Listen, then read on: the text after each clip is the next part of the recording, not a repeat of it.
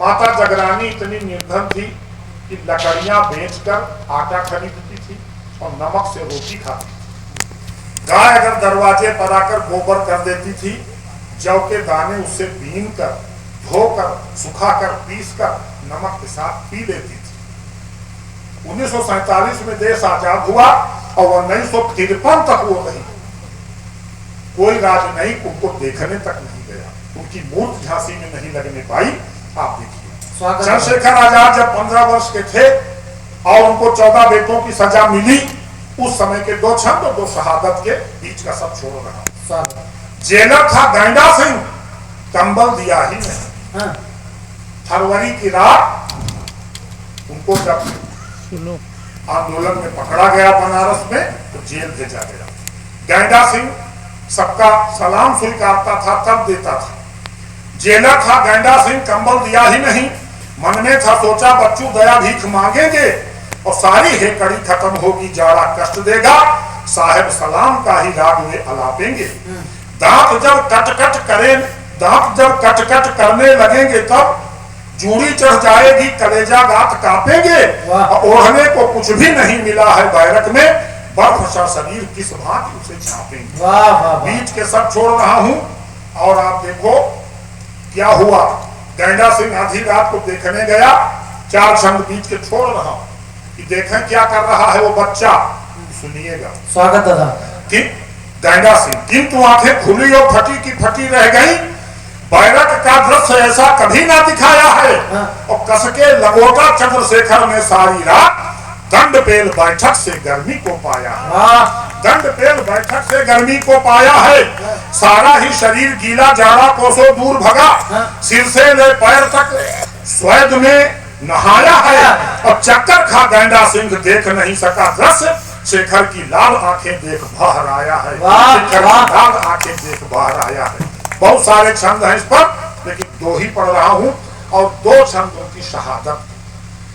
27 फरवरी को 1931 में शाम को रेडियो पर समाचार फैला कि अल्फ्रेड पार्क में हमारे परम सेनानी जो थे बदरता के थे, पंडित चंद्रशेखर आजाद शहीद हो गए। एक लड़का दौड़ता हुआ आया, जगरानी माता घर लीप रही थी।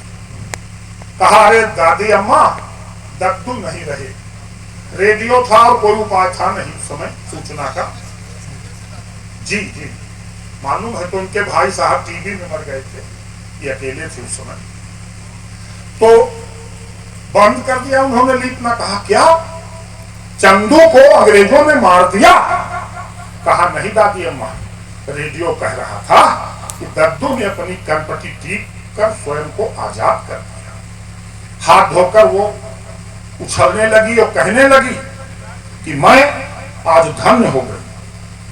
अर्थ से हूं हीन, मेरे पास 3 पैसे नहीं है। वो घर था क्रांतिकारी का। अर्थ से हूं हीन, है छदाम मेरे पास नहीं। पति संग रहती हूं, पुत्र नहीं आता है।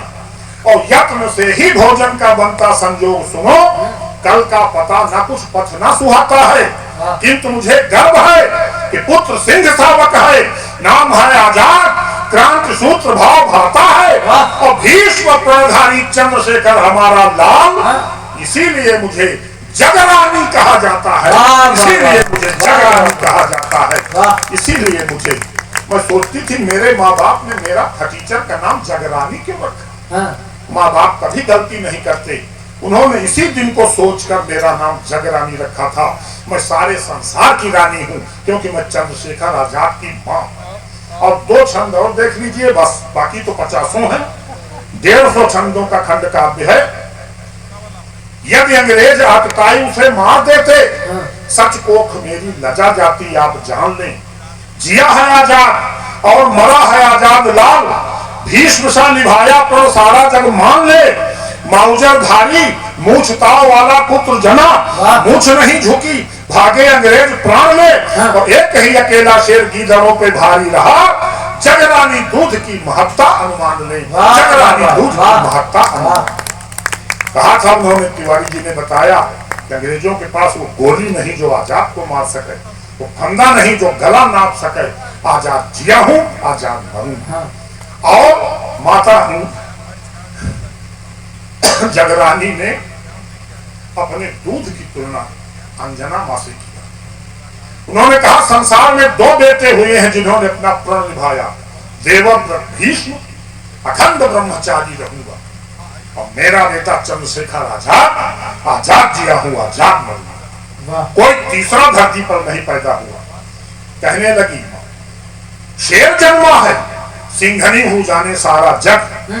मेरा जूझ अंधना के दूध का प्रसाद है, और जिसकी अकेली छाछ पर्वत को फाड़ती थी, वीर बजरंगी सा आजाद जिंदाबाद है। हनुमान राम सिया भक्त रहे धन्य हुए, और मातु भारती का भक्त पुत्र ये आजाद है। ब्रह्मचारी रहा अद्वितीय था निशानेबाज, धन्य जगरानी हुई कोखे आबाद। धन्य जगरानी हुई कोखे आबाद। एक छंद और चंद्रशेखर आजाद पर। बापू ने थी पहनी वो ओढ़ी एक धोती यदि, तुलना कर लीजिए। बापू ने थी पहनी वो ओढ़ी एक धोती यदि, तहमद पहने आजाद अलबेला है। और दूध और खजूर खा के बापू ने बिताए दिन, भुने चने ही चबा आजाद कष्ट झेला है।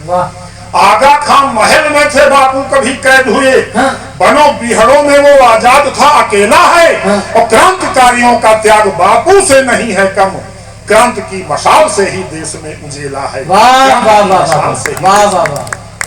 और हमारे बच्चे क्रिकेटर्स के फिल्मी हीरो हीरोइन के चित्र लगाते हैं, इनको आखिरी 4 पंक्तियां चलचित्र नायक और नायिका के चित्र लगे, इससे चरित्र में न बदलाव आएगा। और क्रिकेट सितारों से सजाएं यदि कक्षया, और उसका ग्राफ नहीं ऊंचा बन पाएगा। अरे राम रहमान के लगाएं यदि चित्र मित्र, कोई मूर्ख संप्रदायवादी बतलाएगा।